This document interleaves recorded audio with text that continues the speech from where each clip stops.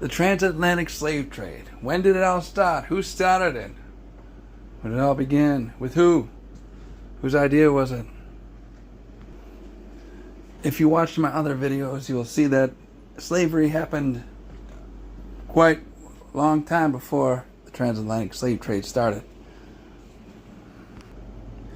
And with those videos, we're covering pretty much everything that happened that led up to this point here at the transatlantic slave trade, which led up to America, which this channel's focusing on. So let's look at the centuries leading up to the time around 1492 in Africa.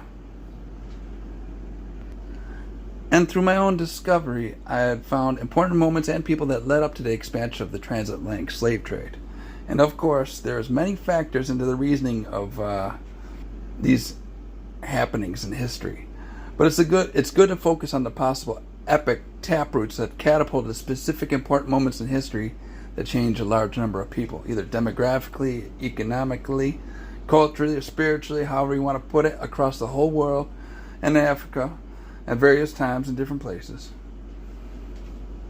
I've been elaborately mentioning all these epics through different episodes that I have that are located in separate playlists on my YouTube channel. And I believe that it is important to focus on an important part of the transatlantic slavery, starting with a man named Henry the Navigator, and then build a timeline from that point. Now, I've already made videos on things that predated Prince Henry, and I will do more, but here's another foundational video that explains part of the beginning of the transatlantic slave trade. So this Prince Henry was on a Portuguese ship that headed towards Africa to fight the Muslims and to put a halt to Islamic expansion, while also it was perceived well in Europe of the Portuguese of capturing very important Islamic areas of Africa. And aboard these ships would be one of the largest armies accompanied with Prince Henry. And Ceuta was in their aims. And Henry hoped to capture Ceuta, which Henry hoped to get recognition from this. Well, this is the beginning of the Portuguese Empire and expansion in Africa in the year 1415. They wanted to take Ceuta because it was an important commercial port in Morocco. It was a northern terminal for trans-Saharan trade routes. Ceuta was a fortified city that was built by Muslims after the Muslims invaded West Africa by defeating Al-Qaeda, that we talked about in other videos. The Islamic Sultan named Abu Sa'id Uthman II had these walls built around this area in the year 1328. Donald Trump would have been influenced by these Africans, well, at least proud of them. And the walls were named the Marinid Walls of Ceuta. And Henry's army would be crusade fighting these Islamic areas in Africa. Prince Henry's primary goal was to fight Islam and to convert people into Christianity. He's like, screw the money. I just want them to come and pray in my church. Then they could give money there, right? There was one problem, though, that the Muslims were doing similar things by trying to convert people after conquering lands. Although Islam allowed other religions to live under Islamic rule, just as long as these non-Muslims paid an extra tax to the elite class, which were the Muslims of the area at the time. And C. Raymond Beezley wrote that the time of Henry's first voyages, his captains ordered not to discover and trade, but to convert people, end quote. They also hoped to find the land of Prester John that was cut off from the Christian network due to Islamic expansion.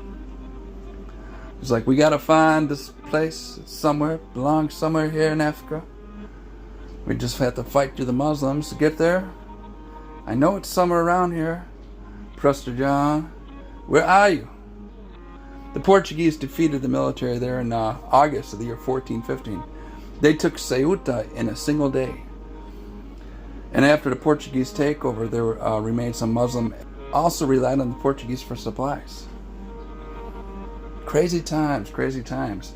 But Christian states were at war with the invading Muslims for centuries. And in the 14th century, the year 1319, King Eannes started something called the Order of Christ, to where they would fight Islam at home and even venture off into African kingdoms that had been Islamified. And it wasn't until 100 years later when Prince Henry had his sights on African kingdoms as well, with which led to the capture of Ceuta. And Henry the Navigator then ventured for the Madeira Islands. And with this, Henry went to the Canary Islands and then the Azores. Eventually, Henry found the sea route to the supposed gold fields of Africa. In the year 1434, Portuguese sailed around Cape Bojador, making their way to a place in which they called Rio de Oro, in which mistakenly named since they thought it was the River of Gold. They thought it was there was gold in the river, but they didn't find it in the river or near it. It's like, it looks shiny to me, but I guess there's nothing here, guys. But some of the natives had little amounts of gold dust or something. And they're like, well, it's got to be somewhere. This happened in present-day Western Saharan region, which is occupied by Morocco now. So, in 1411, the Portuguese made their way to an area in which they called Cape Blanco, and they put up tall wooden cross, like, my God in the sky now claims this area. The Portuguese commonly planted their wooden crosses in areas for themselves that they had discovered. And this act was similar to the Muslims to where they planted military bases and mosques in areas to sustain their claim and victory in an area, similar to when a dog pees on a tree. That's right. Just marking his territory. So they put up big wooden crosses. And the Africans are like, what's with those T's? What's with those huge T's they're putting on those hills? But in 1443, the Portuguese met with the Isagian Berber fishermen on an African island named Arguin Island, to where the Portuguese obtained fresh water. And there the Portuguese noticed that they were not far from the western course of the trans-Saharan trade routes. And they're like, there's a lot of things going on those routes there. Got to get our hands on it. The Portuguese set up the Christian post there in hopes to interfere with the Muslim traders. Muslims were trading gold, slaves, everything. Ivory, spices. The Portuguese set up a Christian post there in hopes to interfere with the Muslim traders, and by the year 1455, there may have been up to 1.5 million Africans brought as slaves, shipped from Arguin to Portugal every year up until that point. And eventually the Dutch fought off the Portuguese for control of the area, and they're like, now it's Dutch. That was way later. But in the year 1455, the Portuguese reached an area of Senegal River, which was known as the dividing line between the Berbers and the Arab people. It's like, that's right. They're like, Chicago is the most divided place, but here's another dividing line here in Africa between the Berber and the Arab people. In the tribes of the Sahara and the lands of the blacks, they called the natives of the area Guineas, in which was a Moroccan Berber word that meant black.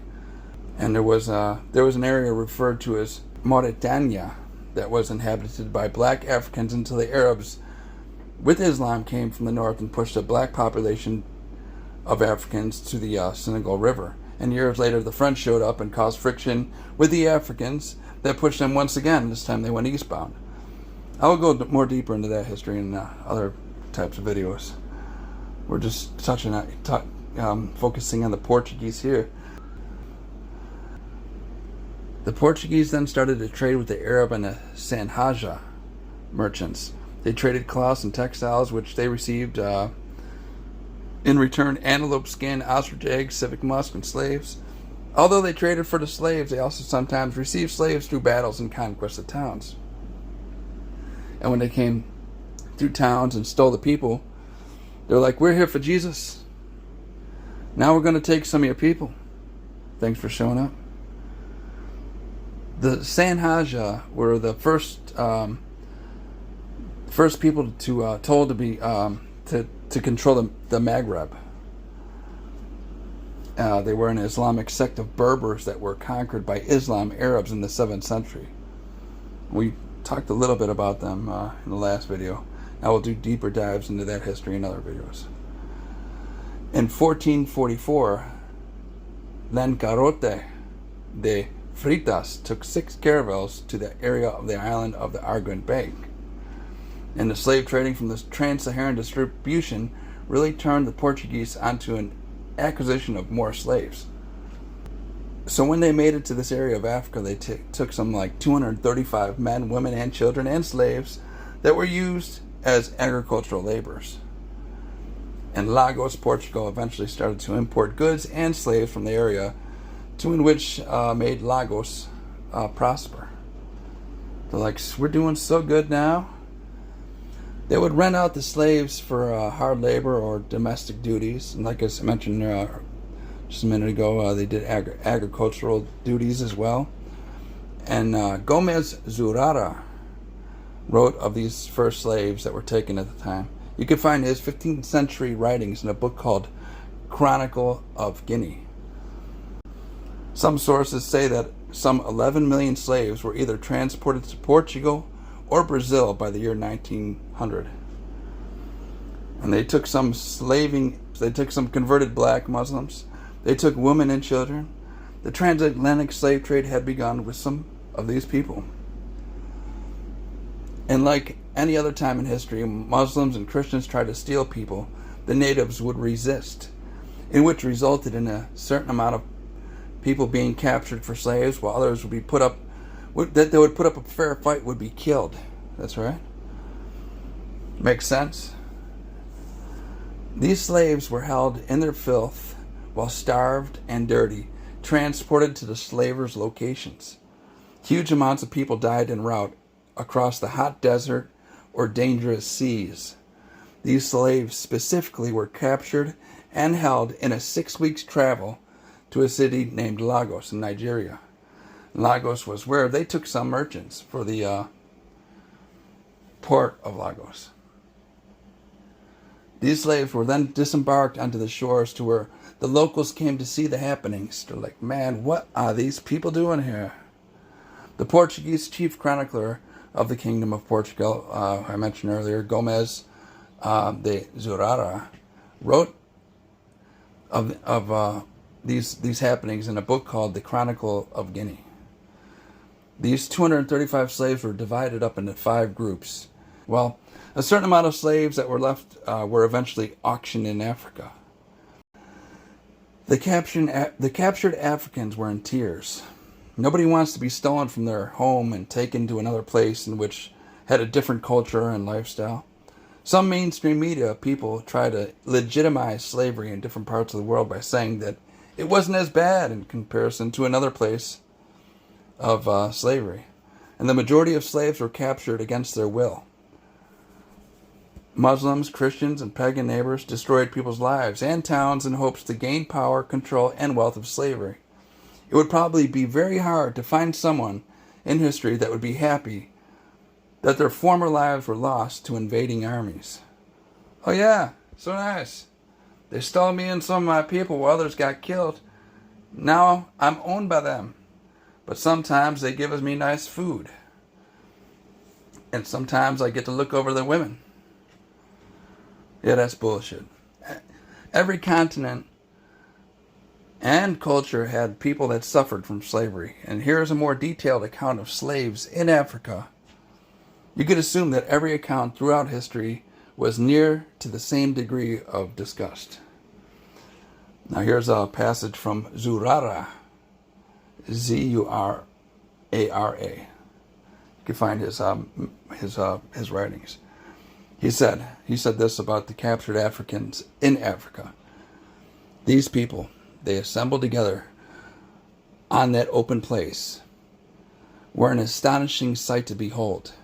Some held their heads low and their faces bathed in tears as they looked at each other. Some groaned very piteously, looking towards the heavens fixedly and crying out loud, as if they were calling on the Father of the universe to help them. Others struck their faces with their hands and threw themselves full length on the ground. Yet others lamented in the form of a chant, according to the custom of their native land, and through the words of the language in which they sang could not be understood by our people. The chant revealed clearly enough the degree of their grief. To increase their anguish still more, Those who had charge of the division then arrived and began to separate them one from another, so that they formed 5 equal lots. This made it necessary to separate sons from their fathers, and wives from their husbands, and brother from brother. No account was taken of friendship or relationship, but each one ending up where chance placed them. For as soon as the children who had been assigned to one group saw the parents in another group, they jumped up and ran towards them. And then mothers clasped their children in their arms and lay face down on the ground, accepting the wounds with contempt for the suffering of the flesh, rather than let their children be torn from them.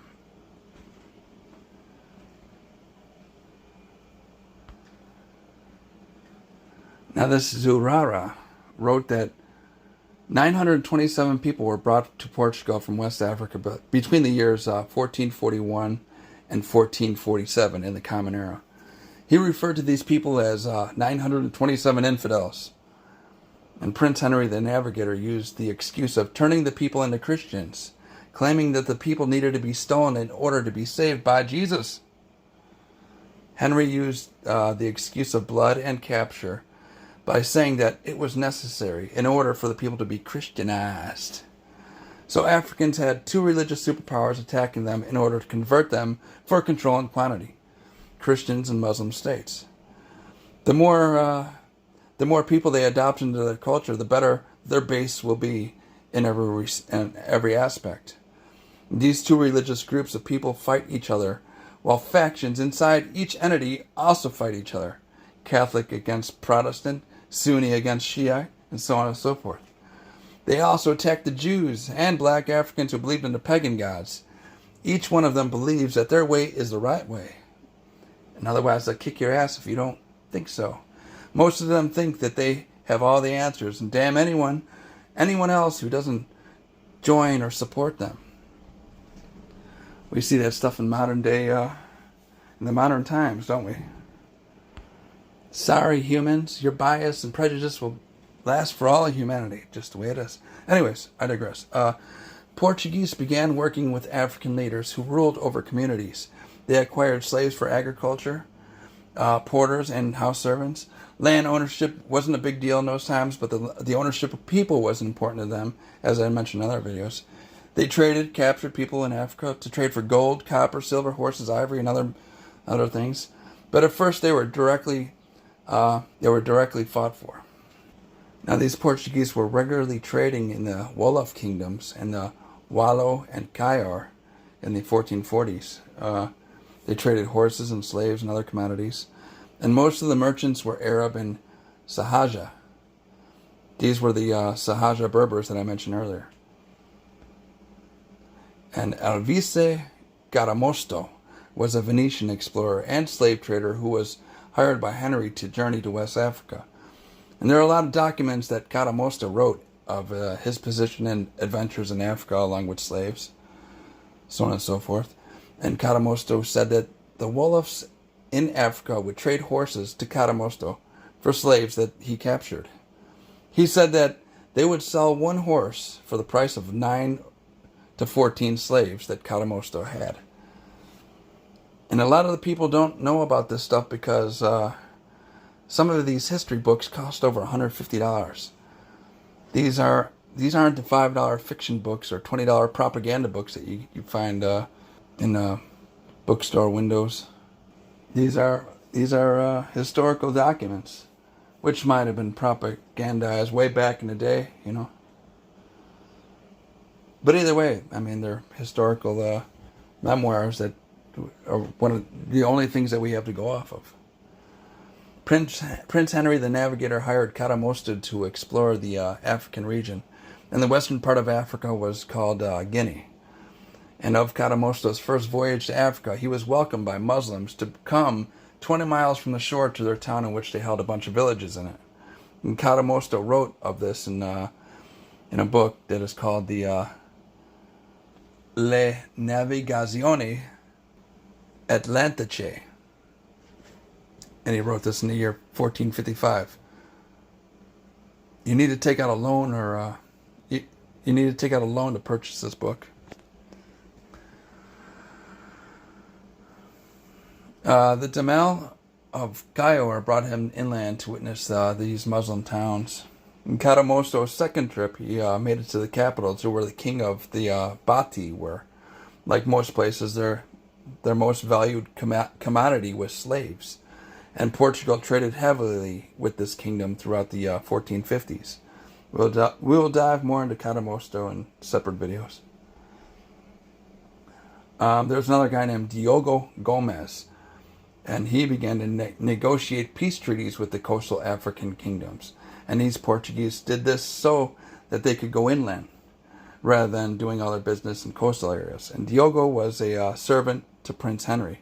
He later had memoirs written, and he had said that it has been said that he said that he captured up to 22 slaves during the African raids led by Lancarote de Freitas.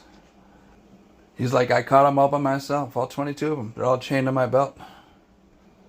He also wrote that he also wrote about the slave trade routes and gold mines in his writings.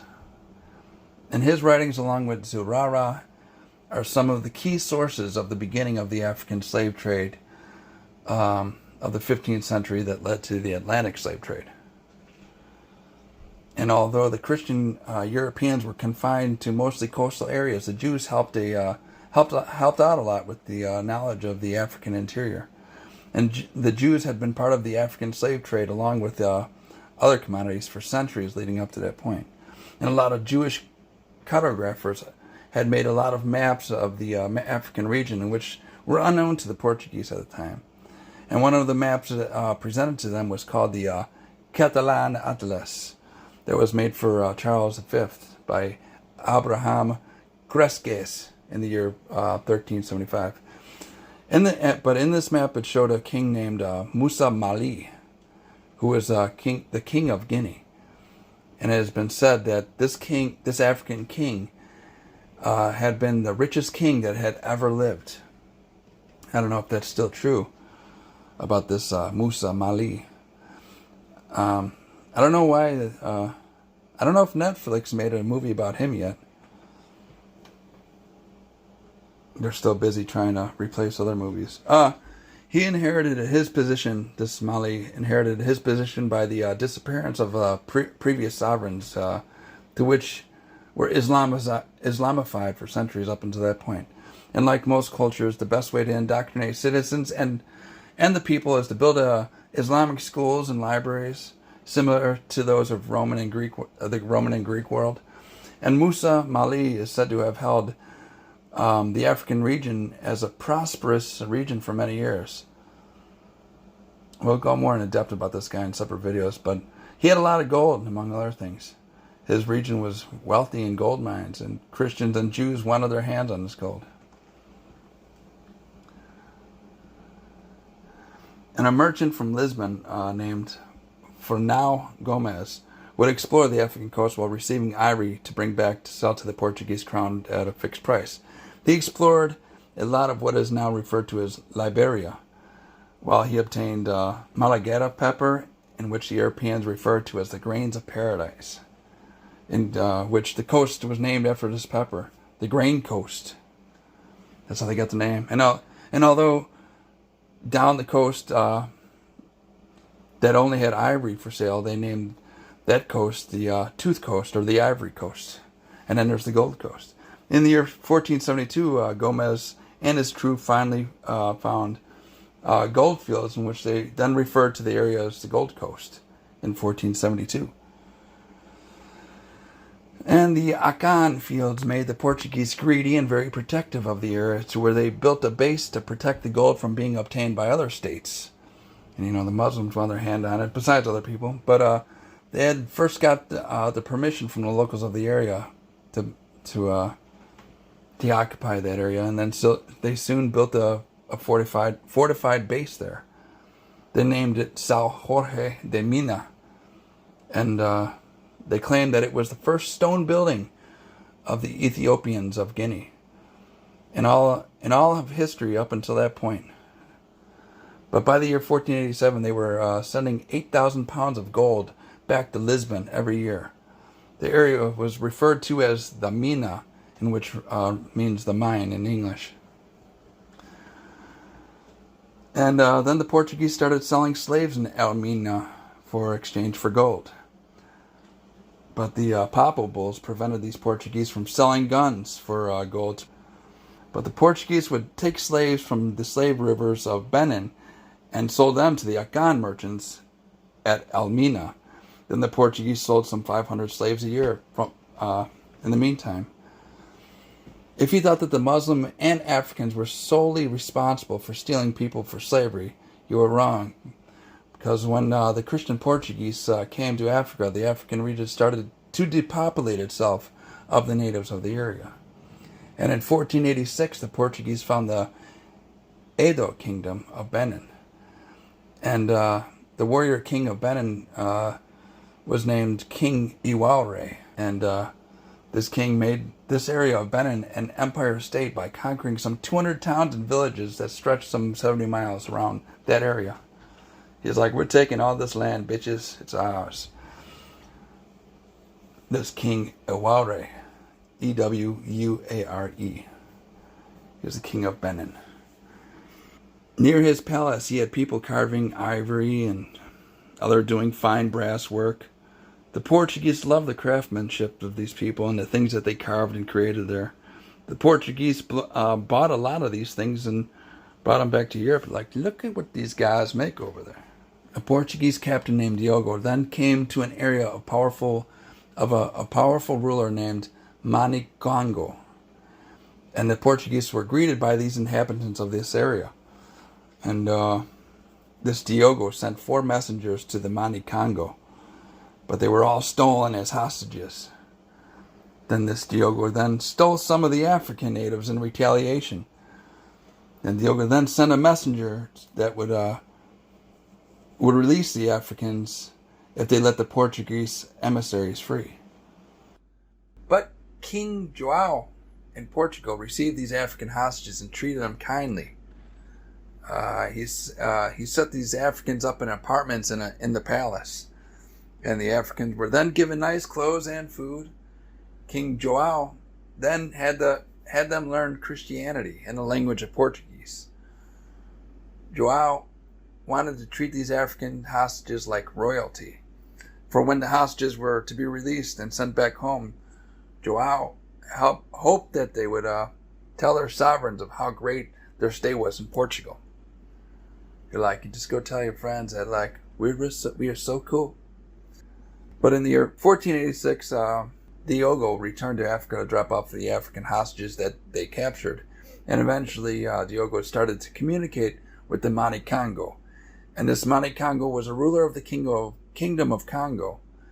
And this kingdom lasted from the 14th to the 19th centuries. And whether or not either people were amiable or relations were amicable, which led to the Portuguese King João wanted to make the area into a Christian state that would be protected by the Portuguese.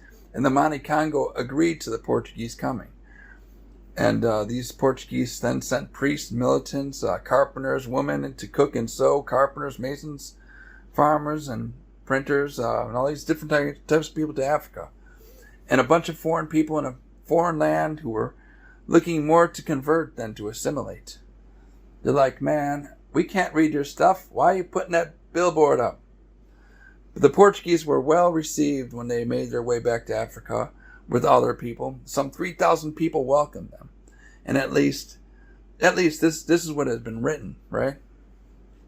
Perhaps it is true that the Africans welcomed these strangers.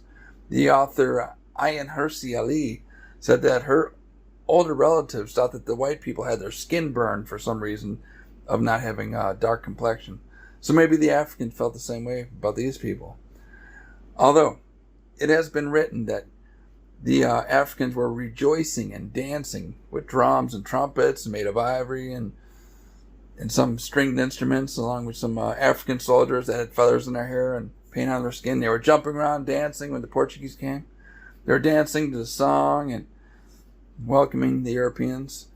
These African warriors slightly resembled the description of some of the Native Americans that the Spanish had described in writings. kind of strange. It's not often you see people with feathers in their hair, though. But these, anyways, the Portuguese feasted with the Africans when they got back. They had a feast for 3 days until they were eventually brought to the Mani Kongo's capital, in which they called Mbanza. And then they traveled through dense forest while being greeted by local people of the area. And after a few weeks, they finally made their way to the Crystal Mountain. Then 3 chiefs formed the kingdom of Congo in the 1300s. There were people living in the area for many centuries, but it hadn't become a kingdom of Congo until the 1300s. The clan chiefs were called the Alvise Congo, and they were unified. They unified a lot of the area through conquest and alliances. And all these groups of humans strive for unity, whether it's achieved through war or conquest or peaceful alliance. But then this area stretched for several hundred miles that ran along the river, which the Europeans started calling the area the Congo. And there had been reference to an ideology called the Kanda in the African regions, where it was matrilineal descent groups that owned and controlled the particular area of land. And some historians assume that the Kanda and land ownership in this African region dates back to the agricultural area, with some of its attributes that still exist until modern times. So yeah, land ownership isn't just like a new phenomenon. A lot of these Kanda were small autonomous groups, while there were larger groups that formed militaries, and they had their own land, their own areas, and they evolved into a egalitarian type system that held chiefs above other political leaders, to which the elite always received a tax or a special amount of surplus. But everybody was perceived equal at that point, with a few exceptions. But from the capital of the Mbanza, the Congo's king ruled over all the surrounding satellite areas. And he also collected a tax of slaves, copper, iron, and tribute. The Mani Kongo was a powerful leader, which also held many ceremonies. He sat on a throne while participating with the locals in types of communication. And although people that wanted to approach him, they had to crawl like a dog to him, while on their hands and knees. Every culture had some funny aspect to the rule. He's like, get on your hands and knees, bitch. When you talk to me, you're a dog.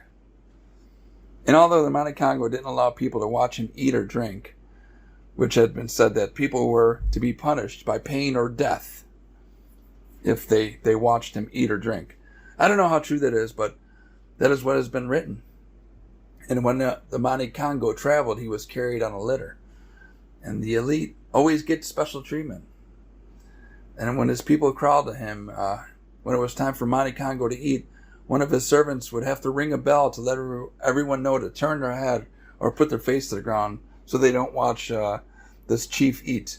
And I assume the chief was sloppy when he ate because, what's the big deal?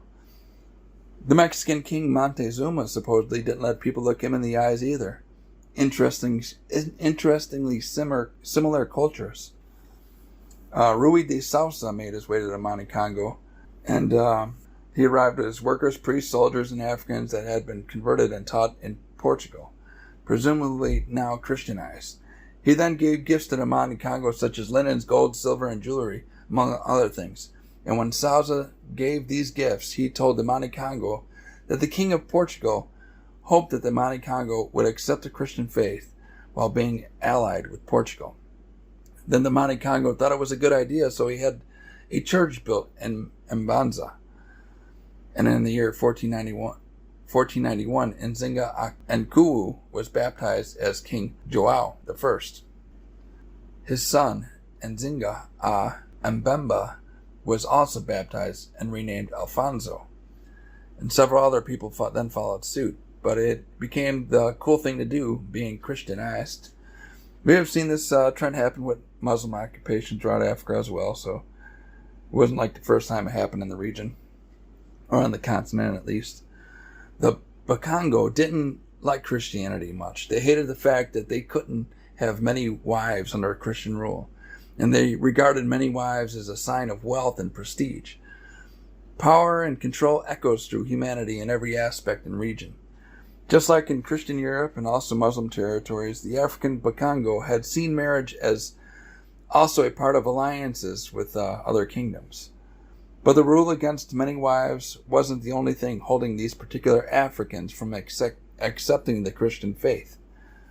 They were pissed off that the Christians were destroying their idols that they had worshipped for many years. Christians, like Muslims, perceived any other idol or religion a type of devil worshipping that needed to be destroyed. So when the Christians started doing this destruction, the Mani Kongo kicked the Portuguese out of Mbanza in the year 1495. They wanted no part of the people that were trying to replace their culture. And there was a culture war in Africa just like it had been anywhere else. Nobody wants the foreign people to move into their neighborhood and change everything up.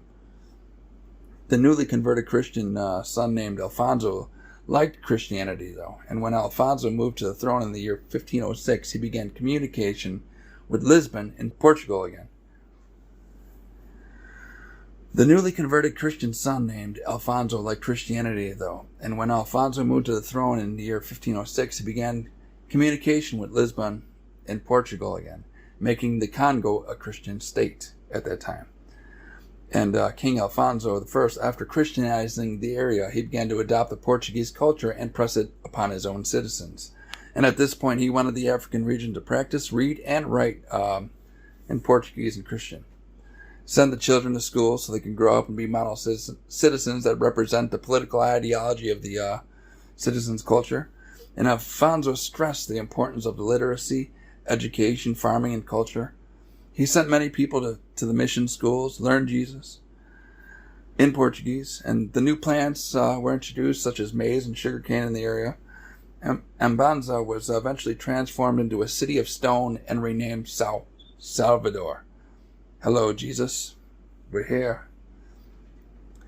Slavery became an issue for Alfonso. Although slavery had been widespread through Africa at this point, Alfonso complained about his own religion.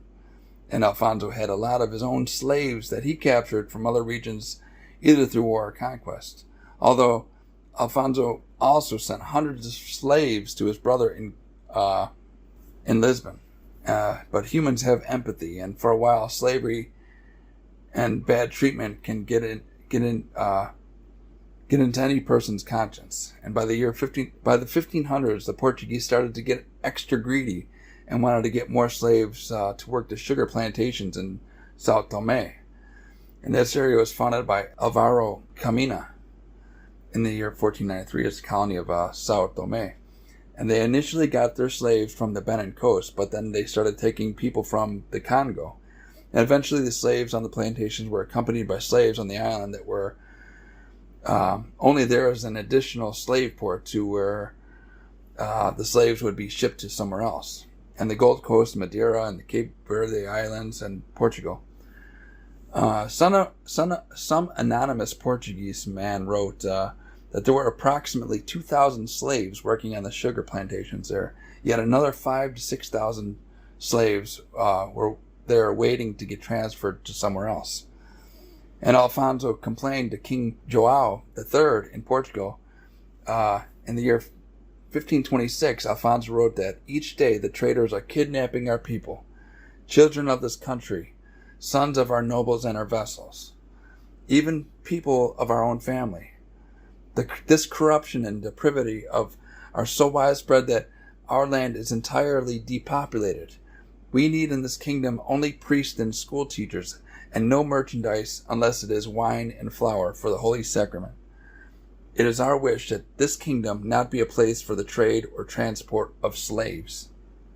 Many of our subjects eagerly covet Portuguese merchandise, which your subjects have brought into our domain.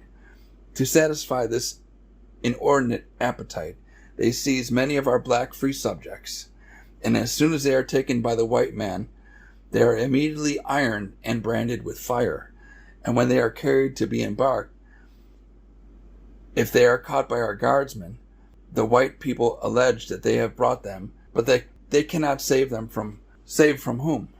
The raw treatment of these Africans was now protested in the African region. Alfonso also said, in this kingdom, faith is as fragile as glass because of the bad examples of the men who come to teach here. They come to teach Jesus and they take our people. Because the lust of the world and allure of the wealth have turned them away from the truth. Just as Jews have crucified the Son of God because of the covetousness, my brother, so today he is again crucified. King Joao III replied, You tell me that you want no slave trading in your domains, because this trade is depopulating your country. The Portuguese there, on the contrary, tell me that the vast of the Congo is how it is so thickly populated that it seems as if no slave has ever left. So Alfonso didn't get to stop the slave trade that much. And in the year 1539, he wrote a letter about how his nephews and his grandsons and other relatives had been sent to Portugal for education but disappeared after that. He said, We do not know whether they are dead or alive, nor what happened to them, so that we have nothing to say to their fathers and mothers. Subsequent records showed that the group of Alfonso's relatives had been taken to Brazil or had become slaves.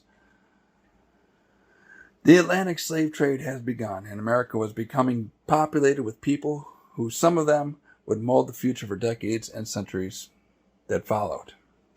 This was the beginning of the transatlantic slave trade, when Portuguese started taking people from Africa. We did other videos that predated this, and there's more to it, but I just wanted to get a start. So this is the start of the transatlantic slave trade, which everybody has been asking for. Here it is. Subscribe to this channel if you like it. Thumbs up. Comment. Tell me if I pronounce any of these names wrong, because I don't speak Portuguese.